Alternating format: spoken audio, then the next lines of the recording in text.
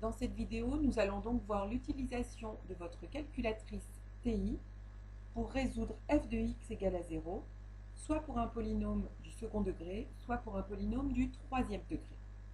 Donc la première chose à faire, c'est donc d'appuyer sur la touche Résolve, de faire le choix 2, et là il vous indique que vous pouvez accéder au menu donc racine d'un polynôme. Pour un polynôme du second degré, vous voyez qu'ici il était pré-choisi degré 2. Vous allez donc appuyer sur suivant. Cet écran se trouve au-dessus de tous vos pavés. Il faut donc appuyer sur la touche graphe, puisque je rappelle que f de x, fenêtre, zoom, trace, graphe sont 5 touches que vous retrouvez ici. Donc le menu ici correspondra à la touche f de x. Les touches fenêtre et zoom ici sont inactives. La touche trace correspond à la touche aide. Et la touche graphe permet de passer à l'écran suivant. Donc je passe à l'écran suivant. Et là, il vous annonce qu'il attend donc un polynôme de degré 2 sous la forme ax au carré plus bx plus c égale à 0. Vous allez donc lui rentrer les valeurs choisies. Donc ici, j'ai décidé de travailler avec le polynôme 3x au carré, donc vous rentrez 3, plus 6x, donc vous voyez le plus est bon, donc je fais entrer, plus 6x, moins 72, le moins de la soustraction, bien sûr, ici, 72, entrée. Nous allons donc résoudre le polynôme 3x au carré plus 6x moins 72 égale à 0. Je rappelle qu'un polynôme du second degré est associé à une parabole, c'est-à-dire j'essaye de voir si la parabole a 2 points d'intersection avec l'axe, un point d'intersection ou aucun point d'intersection. Ici, je vois plus le fonctionnement de la calculatrice. Vous verrez dans une deuxième vidéo les 3 cas particuliers afin que vous maîtrisiez parfaitement votre calculatrice. Ici, donc, vous allez appuyer sur la touche Résolve, qui correspond donc à la touche graphe, et il vous annonce donc que la parabole va couper l'axe des abscisses en x égale 4 et x égale moins 6. On a pour habitude ces racines, ces solutions de l'équation, de les appeler x1 et x2. Vous voyez qu'ici, ils ont mis x1 positif, x2 négatif. Donc vous, quand vous donnerez votre réponse, vous pensez bien, comme d'habitude, à ordonner vos solutions, c'est-à-dire à mettre la plus petite avant la plus grande.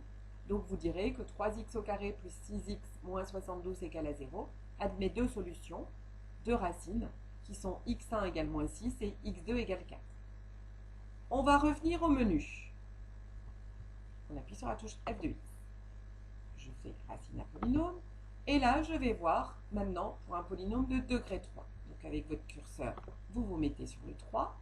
Bien sûr, vous faites entrer. Vous voyez, pour valider, il faut vraiment que le clignotant se soit mis sur le 3. Si vous vous contentez de vous déplacer sans appuyer sur entrée, ça va rester en degré 2.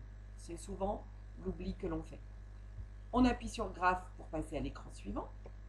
Et là, vous voyez qu'il vous annonce qu'il veut un polynôme de degré 3. Et vous voyez la forme, ax au cube plus bx au carré plus cx plus c. Il attend donc les valeurs de a, de b, de c et de d. Donc ici, moi j'ai décidé de travailler avec x au cube. Donc x au cube, ça veut bien dire que devant x au cube, il n'y a rien. Il y a 1, pardon. Entrée. Ensuite, plus 3x au carré. Donc le plus était correct. 3x au carré. Moins 72x plus 10. Vous voyez bien sûr une similitude entre mes deux fonctions.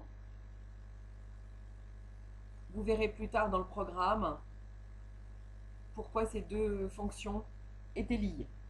Nous allons donc appuyer sur la touche graphe et il vous annonce que ce polynôme du troisième degré voit donc sa courbe couper 3 fois l'axe des abscisses. Une première fois en x1 égale moins 10,2, par exemple au dixième. Une deuxième fois en 0,1, toujours au dixième. Et une troisième fois à 7, toujours au dixième. Pourquoi je donne comme solution moins 10,2, 0,1 et 7? C'est parce qu'elles sont ordonnées. Je rappelle que moins 10 est le plus petit, puis 0,1 et enfin 7.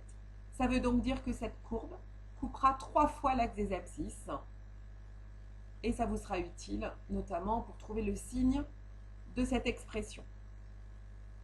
Une vidéo complémentaire qui s'intitulera épisode 2 vous permettra donc de voir les différents cas de figure pour une équation du second degré, notamment, afin que vous maîtrisiez au mieux votre calculatrice.